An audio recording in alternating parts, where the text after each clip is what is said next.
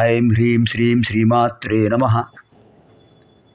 నమో దేవ్యై మహాదేవ్యై శివాయై సతతం నమః. నమః ప్రకృత్యై భద్రాయై నియతా ప్రణతాస్మతాం.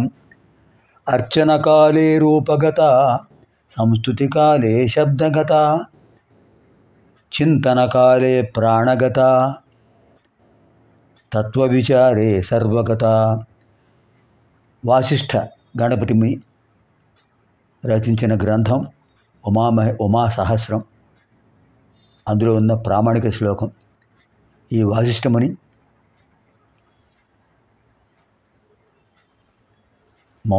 మౌనయోగి, అరుణాచలంలో ఉన్నటువంటి భగవాన్ రమణ మహర్షి యొక్క శిష్యుడు. శృతి స్మృతి పురాణానాం ఆలయం కరుణాలయం నమామి భగవత్పాదం శంకరం లోకశంకరం. ఇప్పుడు మనం లలితా త్రిశతి స్తోత్రంలో ప్రవేశిస్తున్నాం. ముందుగా అమ్మవారిని స్తుతించి తర్వాత హయగ్రీవ అగస్త్య సంవాదం తెలుసుకుందాం. సకుంకుమ విలేపనాం అడికచుంబికస్తూరికాం సమందహసితేక్షణాం సశరచాప పాశాంకుశాం అశేష జనమోహినీం అరుణమాల్యభూషాంబరాం జపాకుసుమభాసురాం జపవిధౌ స్మరేదంబికాం. అంబికామాత యొక్క రూపాన్ని అనుగ్రహించారు వ్యాసుల వారు. అంబికామాత ఎలా ఉన్నారు, ఎలా ధ్యానంలో మనం అంబికామాత యొక్క రూపాన్ని ధ్యానించాలి. మనం ప్రతి పూజా కార్యక్రమంలోనూ ముందు ప్రాణాయామం, తర్వాత ధ్యానం చేస్తుంటాం. ఓం భువః, ఓం శువః, ఓం మహః, ఓం జనః, ఓం తపః, ఓం సత్యం. ఇది ప్రాణాయామ్య. ముక్కు పట్టుకోండి. ముక్కు పట్టుకోవడంలో ఏమిటి అర్థం?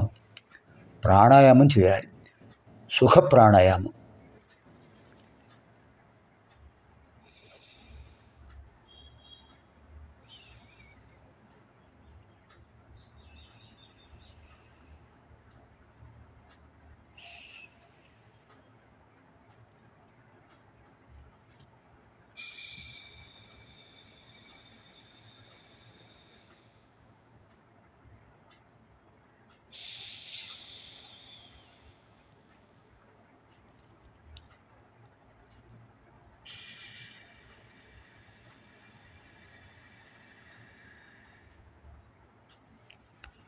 పూరకం, కుంభకం, రేచకం, శూన్యకం.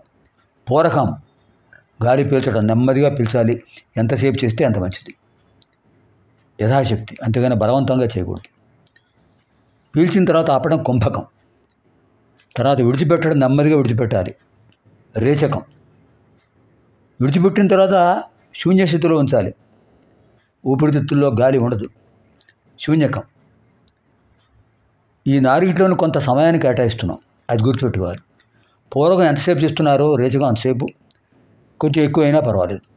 కుంభకం ఎంతసేపు చేస్తున్నారో అందులో సగం శూన్యకం చేయాలి.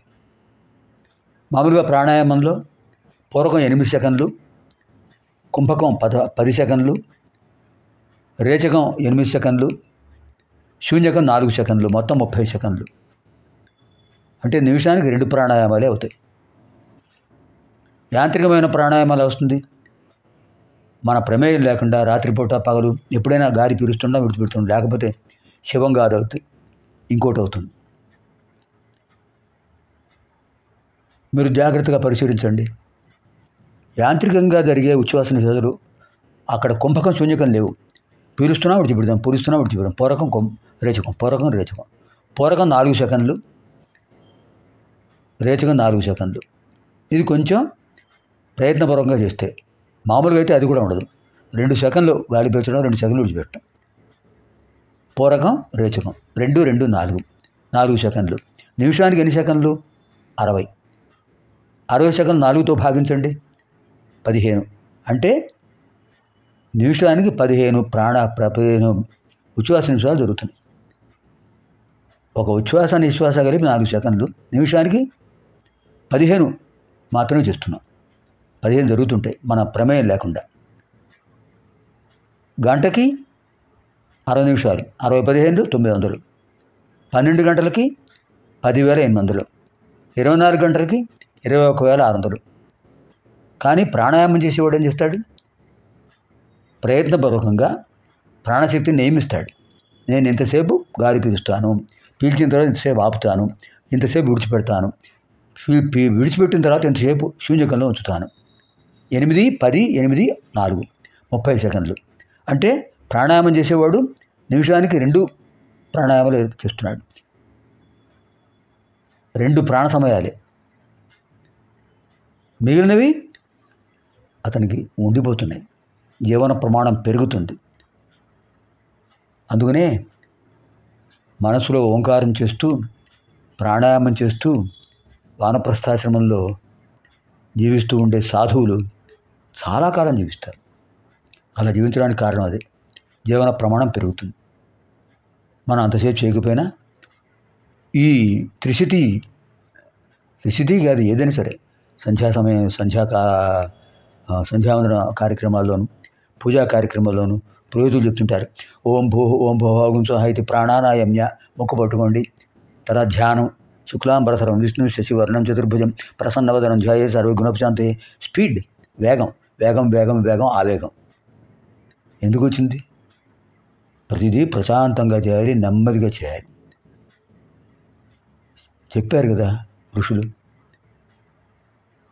ప్రాణాయామ్య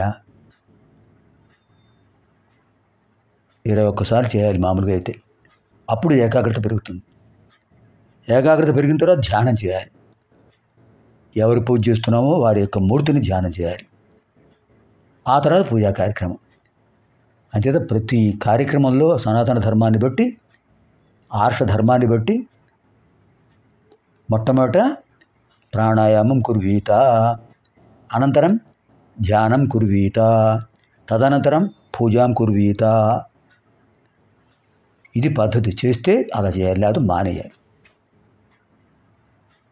అందువల్ల మానసిక శారీరక రుగ్మతలన్నీ తొలగిపోయి ప్రశాంతంగా ఉంటాం. ఎన్ని సమస్యలు వచ్చినా, ఎన్ని కష్టాలు వచ్చినా, ఎన్ని నష్టాలు వచ్చినా చెదరడం బెదరటం ఉండదు. అది మన గొప్పతనం కాదు, ప్రాణాయామం. వ్యాసులు వారు భగవద్గీతను చెప్పేటప్పుడు మహాభారతంలో భీష్మపురంలో భగవద్గీత మొదలుపెట్టే ముందు గీతా మహిమ శ్లోకాలు ఉన్నాయి, 7 శ్లోకాలు. అందులో 2వ శ్లోకం, గీతాధ్యయనశీలస్య ప్రాణాయామ పరస్య చ నైవ సంతి పాపాని పూర్వజన్మకృతాని చ అని చెప్పారు. గీతను అధ్యయనం చేసేవాడికి, ప్రాణాయామం అభ్యాసం చేసేవాడికి ఈ జన్మలో దోషాలే కాదు, గత జన్మల దోషాలు కూడా ఉండవు. అలాంటి అవకాశాన్ని ఋషులు ఇచ్చినప్పుడు ఎందుకు పోగొట్టుకోవాలి? మనం ప్రయత్నం చేయలేరా? చెయ్యలేమంటే అది దౌర్భాగ్యం, చేయగలమంటే సౌభాగ్యం. ఎందుకు ఇంత కొంచెం కటుగా చెబుతున్నానంటే అందరూ చేస్తారనే ఉద్దేశంతో తప్ప ఇంకేం కాదు. ఇప్పుడు మనం లలితా త్రిశతి స్తోత్రరత్నంలో శ్లోకం, ధ్యాన శ్లోకం చదివాం కదా. తర్వాత అంగన్యాస కన్యాసాలు చెప్పినప్పుడు ముందు ప్రాణాయామం ధ్యానం చేసి అవి చూద్దాం. సకుంకుమ విలేపనాం అడిక చుంబిక స్తూరికాం సమంద హసితేక్షణాం సచరచాపపాశాంకుశాం అశేష జనమోహిని అరుణమాల్య భూషోజ్వలాం. భూషాంబరం పాఠాంతరం. జప కుసుమభాసురాం జపవిధో స్మరేదంబికాం. అంబికామాత ఎలా ఉన్నారండి? సకుంకుమ విలేపనాం, వశింజాది వాగ్దేవతలు అమ్మవారికి కుంకుమను అలంకరించారు. అడిక చుంబి కస్తూరికాం, అడికలు అంటే ముంగురులు, అమ్మవారి ముంగురులు లాట భాగంలో పడుతున్నాయి. అక్కడ వశింజాది వాగ్దేవతలు కస్తూరి తిలకాన్ని దిద్దారు. కస్తూరికాం. సమంద హసితేక్షణాం, మృదువైన మధురమైన మందహాసం, చిరునవ్వు. సశరచాపపాశ అంకుశాం, అమ్మవారి చేతిలో శరం బాణం ఉంది, చాపం ధనుస్సు ఉంది, పాశ తాడుంది, అంకుశం ఉంది, శూలం. అశేష జనమోహిని, చతుర్దశ భువనాల్లో అందరూ కూడా అమ్మవారు చెప్పినట్టు చేయవలసిందే. జ్యోతిస్వరూపిణి, అశేష జనమోహిని. అందరూ అమ్మవారి యొక్క ఆజ్ఞకు వశంవదులై ఉంటారు. అమ్మవారి యొక్క విశేషమైన శక్తి అందరిని మోహింపజేస్తుంది. అరుణమాల్య భూషోజ్వలాం, అరుణమాల్య భూషాంబరాం. ఎర్రటి వస్త్రాలు ధరించారు అమ్మవారు. రక్త పుష్పాలు, ఎర్రటి పుష్పాలు, ఎర్రటి పూలదండలు ధరించారు. జపాకుసుమ భాసురాం. జపాకుసుమం, దీన్ని తెలుగులో మందార పువ్వు అంటారు. అంటే జపాకుసుమం వేరు, మందార పువ్వు వేరు, రెండు వేరు వేరు. కానీ మందార పువ్వు ఎలా ఉంటుందో జపాకుసుమం కూడా అలాగే ఉంటుంది. ఆ జపాకుసుమంలో ప్రకాశిస్తుంటారు. జపవిధౌ స్మరేదంబికాం. అలాంటి అంబికామాతను మనం ముందు స్మరిద్దాం. తర్వాత హయగ్రీవాగస్త్య సంవాదం తెలుసుకుందాం. సర్వేభ్యః శ్రీమాతృదేవ్యాः దివ్యానుగ్రహప్రాప్తిరస్తు. శుభం భవతు. స్వస్తి.